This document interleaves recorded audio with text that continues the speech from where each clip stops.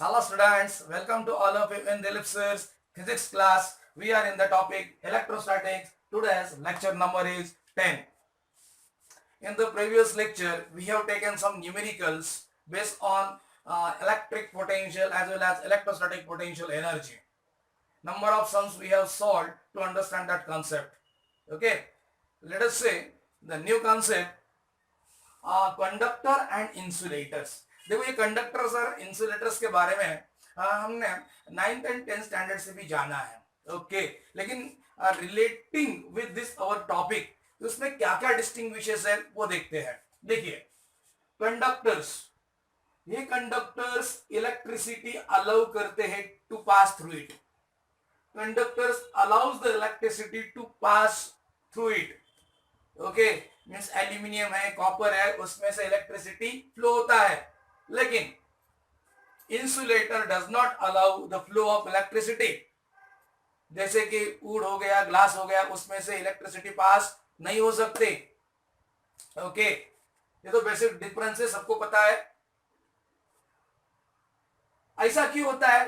Because conductor contains large number of free electrons. Free electrons क्या है?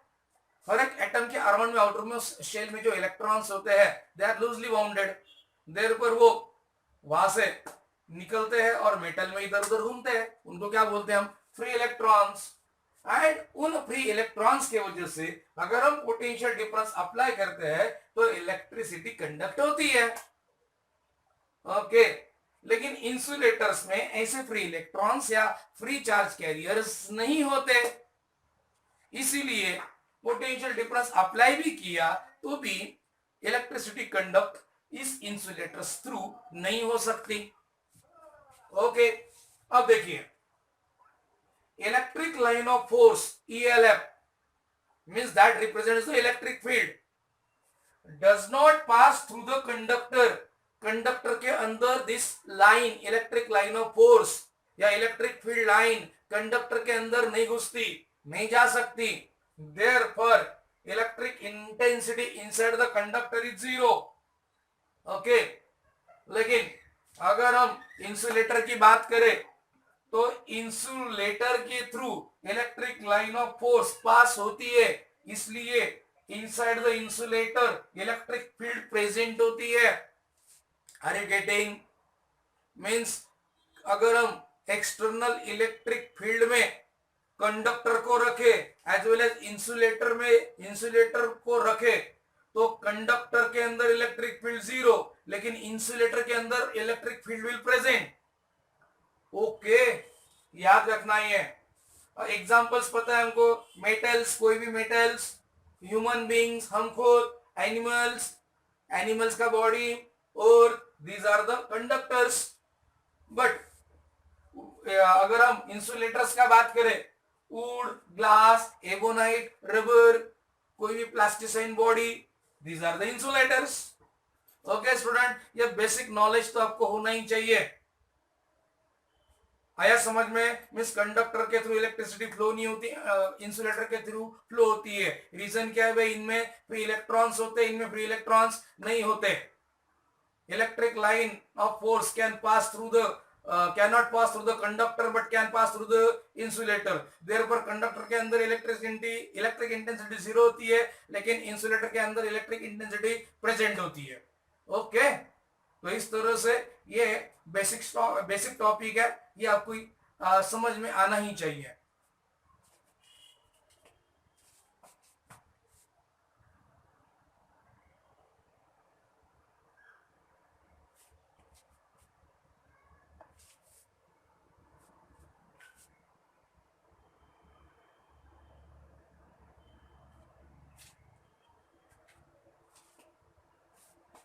Okay, let us move towards the next topic, that is properties of conductor in electrostatic condition. देखो electrostatic condition में conductor का property अलग, लेकिन जब कोई conductor में इलेक्ट्रिसिटी फ्लो होता है तब का प्रॉपर्टी अलग होता है. ओके तो हम कंडक्टर का प्रॉपर्टी इन इलेक्ट्रोस्टैटिक कंडीशन देख रहे हैं. ओके देखो इलेक्ट्रोस्टैटिक कंडीशन में inside the conductor electric intensity zero होता है। क्यों, मैंने समझाया, ये electric line of force does not pass through the conductor. Okay, then जो इलेक्ट्रिक पोटेंशियल है कंडक्टर के अंदर as well as on the surface हमेशा कांस्टेंट रहता है। मींस मान लो ये कंडक्टर है मेटल का, तो इसके सरफेस पे जो भी इलेक्ट्रिक पोटेंशियल होगा उतना इलेक्ट्रिक पोटेंशियल इस कंडक्टर के अंदर भी होगा। ओके, अब इस इलेक्ट्रोस्टैटिक कंडीशन में कंडक्टर के अंदर चार्जेस नहीं होते। Are you getting? Electrostatic condition में कंडक्टर के अंदर चार्जेस नहीं होते, तो फिर चार्जेस कहाँ होते हैं? The charges always resides on the surface of conductor. Okay, and ये जो इलेक्ट्रिक लाइन ऑफ फोर्स है they are always perpendicular to the surface of conductor. यानी मैंने बताया है, जब प्रॉपर्टी समझा रहा था, तो सपोज ये ऐसा कंडक्टर है, ये चार्जेस कहाँ रहेंगे? अगर इसको मैं चार्जेस दूं तो बाहर, रिसाइड्स ऑन द सरफेस, अंदर नहीं रहेंगे। And electric line of force कैसे निकलेगा? यहां से perpendicular. Are you getting? Perpendicular. What this? इस तरह से परपेंडिकुलर निकलने वाला है। ओके, अब इसी प्रॉपर्टी, ये जो कंडक्टर के अंदर इलेक्ट्रिक इंटेंसिटी जीरो होता है, इसी प्रॉपर्टी का हम हेल्प लेके इलेक्ट्रोस्टैटिक शील्डिंग क्या है वो समझेंगे। शील्डिंग, इलेक्ट्रोस्टैटिक शील्डिंग यानी देखो हेड का प्रोटेक्शन हम हेलमेट से करते हैं, है कि नहीं? हेलमेट से करते, इसका मतलब हेलमेट क्या दे रहा है? शील्डिंग दे रहा है अपने ब्रेन को। ओके, इन द सिमिलर वे अगर सोल्जर्स लड़ते हैं तो वो चिलखत पहनते हैं, आपको पता है, that is also shielding. Okay, to protect against the, कोई भी वार होता है तो उसके अगेंस्ट प्रोटेक्शन ये चिलखत करता है, ठीक है ना? इन द सिमिलर वे अगर कोई इलेक्ट्रॉनिक इंस्ट्रूमेंट्स है, ओके, डेलिकेट इंस्ट्रूमेंट्स है, इलेक्ट्रॉनिक डेलिकेट इंस्ट्रूमेंट्स है, अगर यानी इलेक्ट्रॉनिक्स कोई जो अलग अलग जो थिंग्स है उनको अगर प्रोटेक्ट करना है from disturbing effect of other charges, यानी एक्सटर्नल इलेक्ट्रिक फील्ड का इस डेलिकेट इंस्ट्रूमेंट्स पे कोई भी असर ना हो, इसके लिए ये जो डेलिकेट इंस्ट्रूमेंट्स है they are placed inside hollow conductor. Hollow conductor के अंदर उन डेलिकेट इंस्ट्रूमेंट को अगर रखेंगे तो वो इलेक्ट्रिक फील्ड के असर से प्रोटेक्ट रहेगा। Are you getting? To protect the delicate instruments from the disturbing effect of external electric field, these delicate bodies or delicate instruments are placed inside hollow conductor. Are you getting? अगर हम hollow conductor के अंदर कोई delicate instrument रखते हैं, electronic instrument, तो बाहर अगर कोई इलेक्ट्रिक फील्ड है, बाहर इलेक्ट्रिक फील्ड है तो इसके अंदर जा नहीं सकती। गॉड दिस, इसके अंदर जा नहीं सकती। क्यों भाई? कंडक्टर के अंदर इलेक्ट्रिक फील्ड घुसती ही नहीं। गॉड दिस, इसको बोला जाता है इलेक्ट्रोस्टैटिक शील्डिंग। अब ये इलेक्ट्रोस्टैटिक शील्डिंग हम इस डे टू डे लाइफ में देखो, आपको पता है ड्यूरिंग द लाइटनिंग, जब लाइटनिंग होती है तो अगर हम कार में हैं तो हमको कार में ही रहना चाहिए। ओके, ओपन में ग्राउंड है, अगर उस पे वहां पे अगर ट्री है तो वहां पे हमको बिल्कुल ड्यूरिंग द लाइटनिंग खड़ा नहीं होना चाहिए। अगर हम कार में है तो कार में we are protected from this lightning, क्योंकि कार का जो कवर होता है वो मेटल का होता है, एंड मेटल का होने के कारण लाइटनिंग से जो भी इलेक्ट्रिक फील्ड है वो कार के अंदर घुस नहीं सकता, क्योंकि कार मेटल का बॉडी होता है। therefore you will be protected inside the car during the lightning. Okay, याद रखना. ओके, और एक फैराडे केज. ये ऐसा केज है जो एक्सटर्नल फील्ड को ब्लॉक कर देता है. मीन्स ये ऐसा केज है, ऐसा कोई केज है. ओके, मेटल का ही केज है यार. ओके, इसमें कोई अगर कुछ भी इंस्ट्रूमेंट्स रखते हैं, इलेक्ट्रॉनिक इंस्ट्रूमेंट, तो भाई एक्सटर्नल इलेक्ट्रिक फील्ड बाहर से अगर कोई आ रहा है तो इसके अंदर नहीं जा सकता यार. ओके, तो इसको क्या बोला जाता है? Faraday's cage. और इलेक्ट्रोमैग्नेटिक शील्डिंग यानी आपने एमआरआई स्कैनिंग देखा होगा, तो एमआरआई स्कैनिंग का जो मशीन होता है वो ऐसे रूम में बंदिश तो होता है जिसमें बाहर से कोई भी एक्सटर्नल इलेक्ट्रिक फील्ड के वजह से फ्रीक्वेंसी अंदर जा नहीं सकती. Are you getting? क्योंकि वो एमआरआई वो फ्रीक्वेंसी से पूरा बॉडी का स्कैनिंग करता है, इसीलिए इलेक्ट्रोमैग्नेटिक शील्डिंग होता है. मीन्स ये एमआरआई स्कैनिंग ऐसे रूम में एनक्लोज होता है जहां के मीन्स जिसके अंदर इलेक्ट्रिक फील्ड नहीं जा सकता या external disturbance of radio rays नहीं जा सकते, यानी एक्सटर्नल रेडियो रेज. अब देखो बाहर जो है बहुत सारे टावर से उसके इलेक्ट्रोमैग्नेटिक रेडियो वेव्स आते जाते रहते हैं, लेकिन वो रूम ऐसा एनक्लोज होता है कि बाहर का कोई भी रेडियो वेव्स या फ्रीक्वेंसी का कोई भी वेव्स अंदर नहीं घुस सकता. ओके, तो इसको बोला जाता है इलेक्ट्रोमैग्नेटिक शील्डिंग. ओके स्टूडेंट, इस तरह से ये इलेक्ट्रोमैग्नेटिक शील्डिंग है that can be used to protect the any electronic instrument. Okay, जो डिस्टर्ब हो सकता है due to external electric field. What this?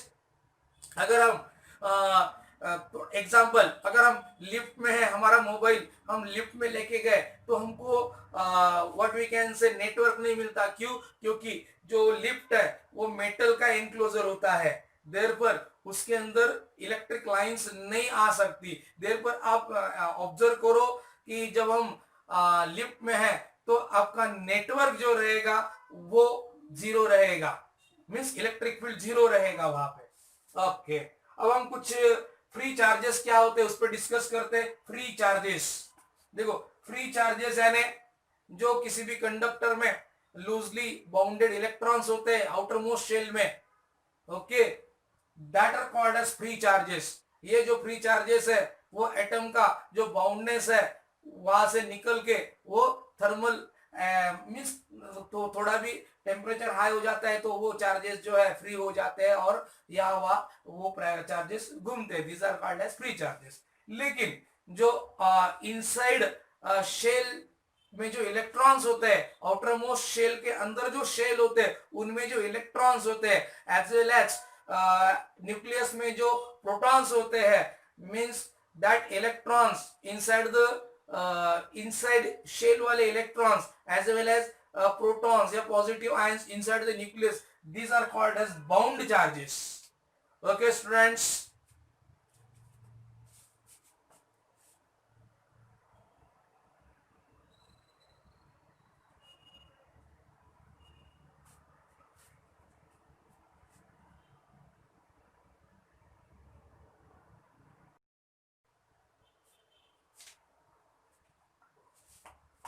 let us move towards the next concept, that is electric polarization.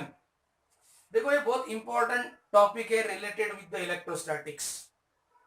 तो electric polarisation क्या है? देखो, अगर कोई भी सब्सटेंस को एक्सटर्नल इलेक्ट्रिक फील्ड में रखा जाए तो उस सब्सटेंस के positive and negative charges stretch हो जाते हैं, डिस्प्लेस हो जाते हैं in opposite direction. That develops the net dipole moment in the substance, and this process is called as polarization of material. देखो समझते हैं हम, सपोज ये ऐसा एक सब्सटेंस है, ये ऐसा सब्सटेंस है. ओके, इस सब्सटेंस में सपोज ये एक एटम है. ओके, इस एटम के पास पॉजिटिव चार्ज भी है, नेगेटिव चार्ज भी है।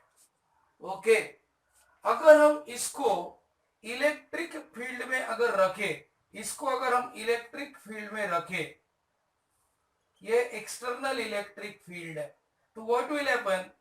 देखो, एक्सटर्नल इलेक्ट्रिक फील्ड, इस लाइन का मतलब क्या हो गया? इलेक्ट्रिक लाइन नहीं है, ये स्टार्ट होता है फ्रॉम पॉजिटिव, एंड होता है ऑन नेगेटिव। आपको पता है स्टार्ट होता है फ्रॉम पॉजिटिव, एंड होता है ऑन नेगेटिव। Got this? ये ऐसा। अब ये जो पॉजिटिव चार्ज है ये निगेटिव की तरफ स्ट्रेच हो जाएगा, ये पॉजिटिव चार्ज इधर स्ट्रेच हो जाएगा, एंड ये जो नेगेटिव चार्ज है इस डायरेक्शन में स्ट्रेच हो जाएगा। तो ये जो मटेरियल है, ये जो सब्सटेंस है, कैसा हो जाएगा? देखो, ये फिर से निकालता हूं मैं यहाँ पे, ये जो सब्सटेंस है ऐसा स्ट्रेच हो जाएगा, और इधर ये पॉजिटिव चार्ज इधर आ जाएगा, नेगेटिव चार्ज इधर आ जाएगा। किसकी वजह से? इलेक्ट्रिक फील्ड की वजह से, एक्सटर्नल इलेक्ट्रिक फील्ड की वजह से positive and negative charges of this substance, हर एक एटम या हर एक मॉलिक्यूल में जो पॉजिटिव एंड नेगेटिव चार्जेस होंगे वैसे क्या हो जाएंगे? डिस्प्लेस हो जाएंगे, स्ट्रेच हो जाएंगे इन द अपोजिट डायरेक्शन। ओके, इससे क्या आएगा? इलेक्ट्रिक डायपोल मोमेंट आएगा। अरे ये क्या बना यार? What is this? ये इलेक्ट्रिक डायपोल बना ना। अरे ये देखो ना यार, इधर माइनस क्यू चार्ज, इधर प्लस क्यू चार्ज, ये क्या बना इसका? इसका बना electric dipole. And net electric dipole moment, देखो net dipole moment, net dipole moment यानी क्या? ये नेट डायपोल मोमेंट यानी हम डायपोल मोमेंट को कैसे डिनोट करते थे? पी से, Q इंटू 2L। आपको याद है क्या? Q इंटू 2L, ये मैंने समझाया, Q इंटू 2L, ये क्या था? डायपोल मोमेंट था। ओके, तो ये जो net dipole moment per unit volume, इसका जो भी वॉल्यूम होगा उसको, इस क्वांटिटी को इसके वॉल्यूम से अगर डिवाइड करेंगे तो हमको क्या मिलेगा? एक टर्म जिसको हम क्या बोलते हैं? Polarization, which is denoted by vector P. Okay student, means अगर ऐसे सब्सटेंस, सर्टेन सब्सटेंस अगर हम एक्सटर्नल फील्ड में रखें तो उनमें जो पॉजिटिव एंड निगेटिव चार्जेस है उनका ओरिएंटेशन होता है, स्ट्रेचिंग होता है, एंड स्ट्रेचिंग होके ये अपने आप को ऐसा कर देते हैं। ओके, इसको क्या बोला जाता है? Polarisation. This process is called as polarization. Got this? A net dipole moment per unit volume, उसको बोला जाता है पोलराइजेशन, जो डिनोट किया जाता है by vector P. And this polarization is directly proportional to this external electric field in which that substance is placed. And यहाँ पे x जैसा ये साइन, ये जो यहाँ पे एक कांस्टेंट आता है x जैसा, x भी बोला जाएगा तो भी चलेगा, xe। ओके, ऐसा भी बोलो, उसका एक्चुअली उसको साई बोला जाता है, साई ई। ओके, लेकिन हम ऐसे नहीं बोलेंगे xe, या आपको अगर थोड़ा सा फैमिलियर हो जाएंगे तो आप साई ई भी बोलेंगे। ये साई ई ऐसा कांस्टेंट है which is called as electric susceptibility, electric susceptibility। Okay, and ये जो इलेक्ट्रिक ससेप्टिबिलिटी ये जो है ये हम डिफाइन करेंगे, लेकिन ये कौन कौन से सर्टन सब्सटेंस होते हैं, कौन कौन से सब्सटेंस होते हैं जो ये इलेक्ट्रिक पोलराइजेशन ये प्रॉपर्टी दिखाते हैं? तो वो सब्सटेंस होते हैं dielectric substance, dielectric substance. Okay, ये इलेक्ट्रिक पोलराइजेशन दिखाते हैं। ओके, कौन से होते हैं? Dielectric substance shows the polarization. Okay student, अब ये इलेक्ट्रिक ससेप्टिबिलिटी क्या है? इलेक्ट्रिक ससेप्टिबिलिटी यानी कोई भी सब्सटेंस इलेक्ट्रिक फील्ड में अगर रखा जाएगा, how it can get easily polarized, उसको समझने का क्वांटिटी। ओके, तो उसके इलेक्ट्रिकल बिहेवियर का क्वांटिटी, उसको बोला जाता है इलेक्ट्रिक ससेप्टिबिलिटी। देखो, ये psi e या xe से ये डिनोट किया जाता है, the quantity that determines electric behaviour of dielectric, है ना, ये डाइलेक्ट्रिक सब्सटेंस का जो क्वांटिटी इलेक्ट्रिकल बिहेवियर दिखाती है उस क्वांटिटी का नाम है इलेक्ट्रिक ससेप्टिबिलिटी। यानी जो इजीली पोलराइज होगा उसका इलेक्ट्रिक ससेप्टिबिलिटी ज्यादा होगा, जो कम यानी वीकली पोलराइज होगा उसका इलेक्ट्रिकल ससेप्टिबिलिटी कम रहेगा। Are you getting? तो इलेक्ट्रिक ससेप्टिबिलिटी हमको ये क्वांटिटी बताती है कोई भी डाइलेक्ट्रिक सब्सटेंस कितना इजीली पोलराइज्ड हो रहा है या वीकली पोलराइज्ड हो रहा है। ओके, तो डाइलेक्ट्रिक क्या होता है? ये जो डाइलेक्ट्रिक है, ये डाइलेक्ट्रिक क्या होता है? Dielectric actually non conducting substance है और इंसुलेटर्स है which does not allow the flow of electricity, जिसमें से इलेक्ट्रिक चार्ज ट्रांसमिट नहीं हो सकता, but shows the electrical effect, shows the electrical behaviour. ऐसे सब्सटेंस को हम क्या बोलेंगे? डाइलेक्ट्रिक और डाइलेक्ट्रिक मीडियम। कौन से हो सकते हैं ऐसे डाइलेक्ट्रिक सब्सटेंस या dielectric medium? Glass, wax, rubber, would, mica, stone, plastics, these are the dielectric substance जो पोलराइजेशन का बिहेवियर दिखाते हैं, यानी glass, rubber, mica as well as stone, these all are dielectric substance which shows the property of polarization, means उनके molecule का charges का stretching होता है, डिस्प्लेसमेंट होता है। जब हम एक्सटर्नल इलेक्ट्रिक फील्ड में रखें तो उस प्रोसेस को क्या बोला जाता है? Polarization. And net dipole moment per volume, उसको बोला जाता है पोलराइजेशन। वो डिनोट किया जाता है capital P, vector P. Vector P is equal to psi E. Okay, E intensity of electric field है एंड एक्साई ई या एक्स ई ये क्या है? Electric susceptibility. Got this? तो इस तरह से कोई भी डाइलेक्ट्रिक रबर हो सकता है, ये ग्लास हो सकता है, इसमें अगर हम एक्सटर्नल इलेक्ट्रिक फील्ड में रखे तो उनके जो पॉजिटिव एंड नेगेटिव चार्ज होते हैं, हर एक एटम के बोलो, मॉलिक्यूल की बोलो, they get stretch due to this external electric field in the opposite direction. क्यों भाई अपोजिट डायरेक्शन? देखो पॉजिटिव किधर गया? निगेटिव की तरफ। ये निगेटिव किधर गया? पॉजिटिव की तरफ। एंड इस तरह से वो रीअरेंज कर लेते हैं। तो ये क्या हुआ? Two equal and opposite charges separated by finite distance, उसको हम क्या बोलते हैं? Electric dipole. And electric dipole को क्या होता है? Electric dipole moment. And electric dipole moment per unit volume, उसको हमने क्या नाम दिया? पोलराइजेशन। Got this?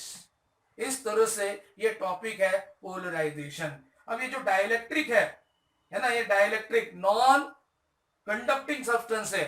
तो ये जो डाइलेक्ट्रिक भी है, दो टाइप के होते हैं डाइलेक्ट्रिक भी। कौन कौन से? एक होता है नॉन पोलर डाइलेक्ट्रिक, दूसरा होता है पोलर डाइलेक्ट्रिक। इन डिटेल अभी हम देखेंगे।